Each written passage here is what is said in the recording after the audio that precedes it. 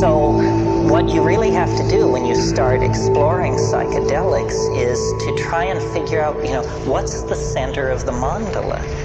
What are people talking about? What is it when you arrive on the money? And to my mind, the compound that is most interesting for doing that is DMT. DMT is the most interesting in some ways of the psychedelics because more issues are raised by it than any other. Such issues as, I'll just run over some of them so you get a feeling for it. DMT is the strongest hallucinogen there is. If it's possible to get more loaded than that, I don't want to know about it. And I say so when I'm there. I say, my God, if you can get more loaded than this, keep it away from me. So that's it. It's the strongest. It's also the shortest acting. DMT, when smoked, in most people is return you to normal in under 10 minutes. Under 10 minutes. Now, this is interesting because people who think there's nothing to this, who should actually invest the 10 minutes to find out what's, a 10-minute DMT trip is worth 20 years of academic pharmacology, art history, psychology, and all this other malarkey. Because then you just say, okay, I got it. Another very interesting thing about DMT is it occurs naturally in the human brain. Well, now what's going on here? He's saying the strongest drug, the fastest drug, is the most natural drug. It means that, you don't have to sail off into 3-hydroxy-4-pyridal N-methyl marubishtik or something like that to get into the exotic realms. No, a human metabolite, which takes only 10 minutes to undergo its entire exfoliation and quenching, is the strongest of all. Well, then what is it? What does strong mean? What is a strong psychedelic?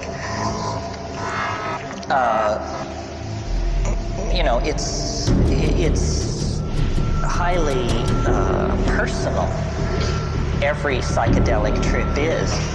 But what happens on DMT for a large number of people, we don't have any statistics, but it is a completely confounding experience. You may have had the expectation, you might think if you had never had a psychedelic experience, that it sort of begins like the Bach B minor fugue and goes from there as you rise into the realms of light and union with the deity or something like that. That's not what happens on DMT. What happens on DMT I referred to this morning. A troop of elves smashes down your front door and rotates and balances the wheels on the after-death vehicle, present you with the bill, and then depart. And it's completely paradigm shattering. Union with the white light you could handle. An invasion of your apartment by jewel self-dribbling basketballs from hyperspace that are speaking in demotic Greek is not something that you anticipated and could handle. Sometimes people say, is DMT dangerous? It sounds so crazy. Is it dangerous? The answer is only if you fear death by astonishment.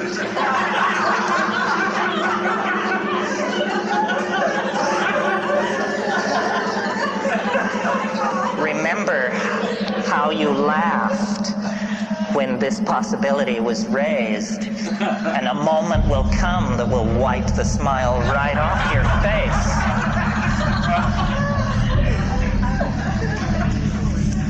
And this death by astonishment thing,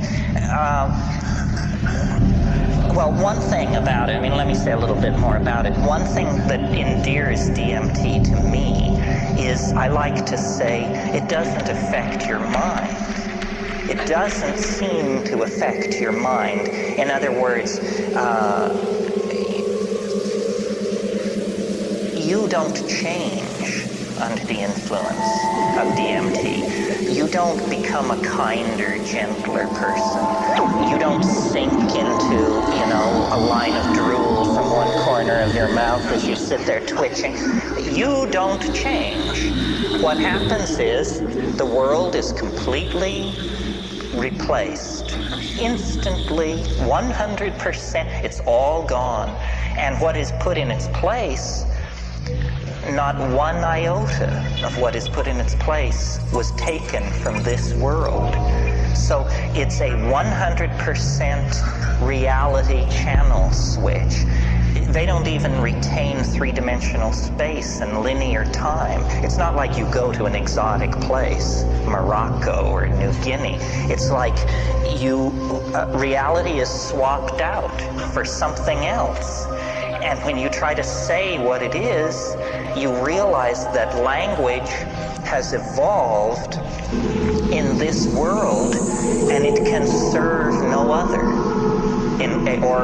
It takes years of practice. So what you're looking at is literally the unspeakable. The indescribable falls into your lap. And when you try, you're loaded, right? You're there, and you're trying to explain to yourself what's happening. And so this is like you try to pour water over the transdimensional objects in front of you, the water of language, and it just beads up and flows off like water off a duck's back. You cannot say what's there. And I've spent, 25 years fiddling with this. It's become the compass of my inspiration, trying to say what is on the other side of that boundary. Just 2 large tokes away at any given time is this non-Euclidean, non-Newtonian, irrational, un-Englishable place. But it's not smooth and empty and clear. That's not what gives it its indescribability. What gives it its indescribability is its utter weirdness, its alienness, its power to astonish. What happens to me when I smoke DMT is there's a kind of a going toward it. There's a sequela of events which lead to the antechamber of the mystery. I mean, you take a toke, you feel strange. Your whole body feels odd. You take a second toke, all the oxygen seems to have been pumped out of the room. Everything jumps into clarity. It's that visual acuity thing. You take a third toke if you're able, and then you lay back and you see this thing which looks like a rose or a chrysanthemum, this orange spinning flower-like thing. It takes it about 15 seconds to form, and it's like a membrane. And then you break through it. You break through it, and then you're in this place. And there's an enormous cheer which goes up as you pass through this membrane.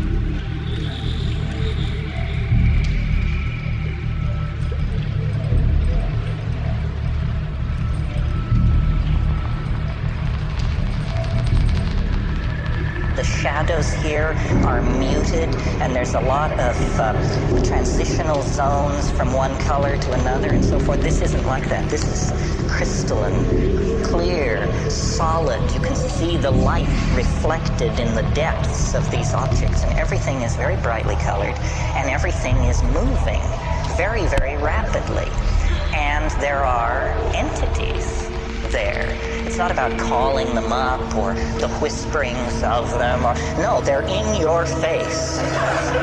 And they're right here, and they're worse than in your face, because what they do is they jump into your chest, and then they jump out. And so you're like this.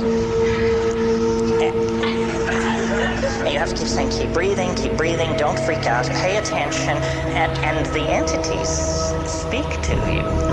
And they speak both in English and another way, which we'll get to in a minute. But in English, what they say is, do not give way to wonder. Hang on. Don't just go gaga with disbelief. Pay attention. And what they're trying to do is they're trying to show you something. They are very aware of the fleeting nature of this encounter. And they say, don't just spiral off into amazement and start raving about God and all that. Forget that. Pay attention to what we're doing. And then what they're doing is they're dancing around, they're jumping around, they're emerging explicitly out of the background, bounding toward you, jumping into your chest, bounding away, and they make offerings. And they love you. That's the other thing. They say this. They say, we love you. You come so rarely. And, here you are. Welcome. And then they make these offerings. And the offerings are objects of some sort. And now remember, you are not changed. You're exactly the person you were a few minutes before. So you're not exalted or depressed. You're just trying to make sense of this.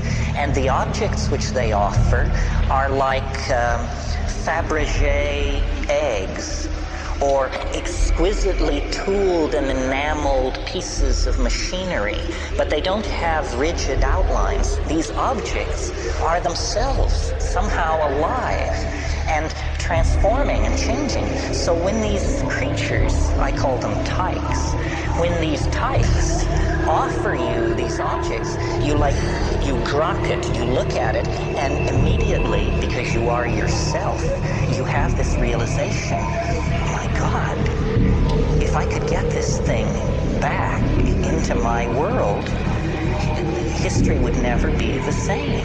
A single one of these objects is somehow, you can tell by looking at it, this would confound my world beyond hope of recovery. It cannot exist. What I'm being shown is a tiny area where miracles are being transformed. And the creatures, the tykes, are singing.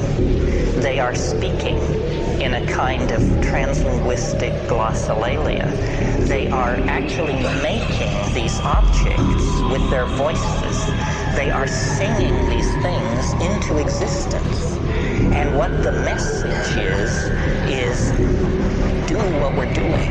You can do what we're doing. Do it. And they get quite pushy about this. They say, damn it, do it. And you're saying, but they're saying, no, do it now, do it. They say, I can't handle this, and then this kind of reaction goes on for a while. Well, then I don't take credit for it. It was not will, but like something comes up from inside of you. Something comes out of you, and you discover you can do it. That you can use language to condense objects into existence in this space. It's the dream of all magic. But here it is, folks, happening in real time. And then they're just delighted. They just go mad with delight and turn somersaults and turn themselves inside out. And they all jump into your chest at once. And after many encounters of this sort. I mean, when I first did DMT, I couldn't bring anything out of it. I mean, I just said, no, it's the damnedest thing I've ever encountered, and I can't say anything about it, and I don't think I ever will be able to say anything about it. But by going back repeatedly and working at it, I think I've gotten a pretty coherent, well, let's not go that far. I think I've got a pretty clear metaphor, anyway, for what's happening in there. And I think a lot of people have this experience. When you talk to shamans, they say, oh, well, yes, the helping spirits.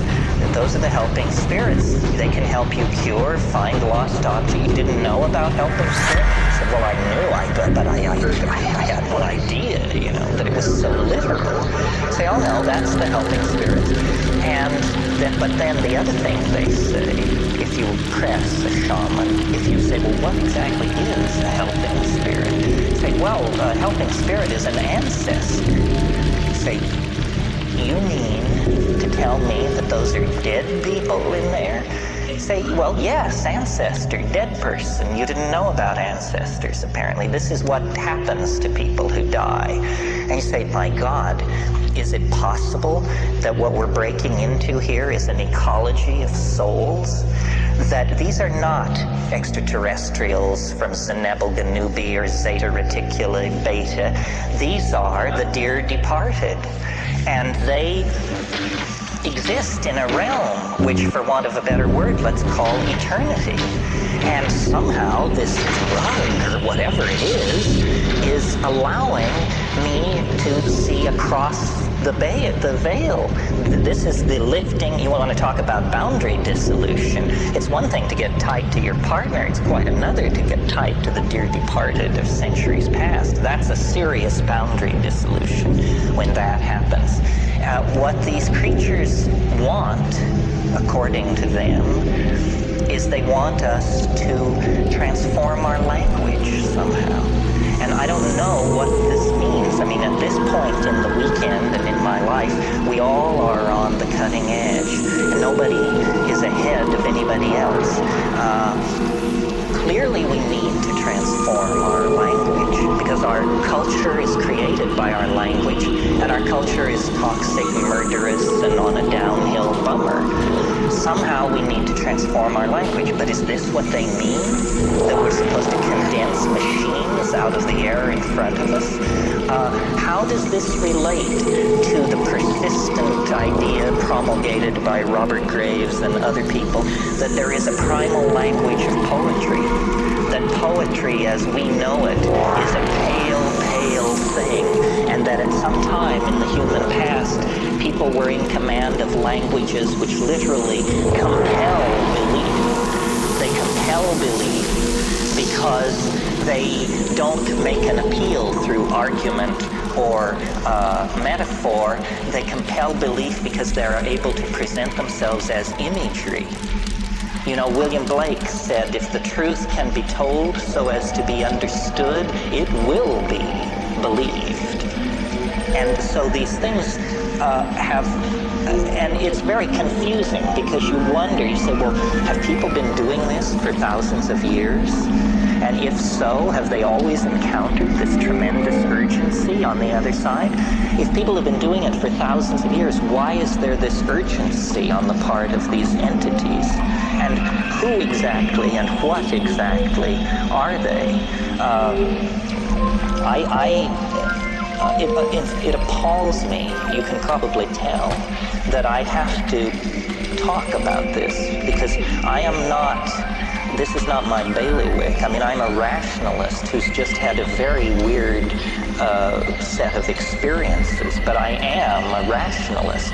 I mean, I have no patience with channeling, the lords of the many rays, the divas, and there's this whole thing going around about disincarnate intelligence, and it's mostly under the control of fairly, shall we say, non-rigorous thinkers. But I like to think that I am a rigorous thinker, and yet here I am telling you that, elf legions await in hyperspace, one toke away. the difference between my rap and, the Findhorn folks or somebody like that is that we have an operational method for testing my assertion. We can all smoke DMT, or you can make it your business to now find out about this and see for yourself. And not everybody agrees with me. I mean, some people say there wasn't anything like that. But some people agree, and I think if you get 2 out of 10 agreeing with a rap like this, then you better pay attention.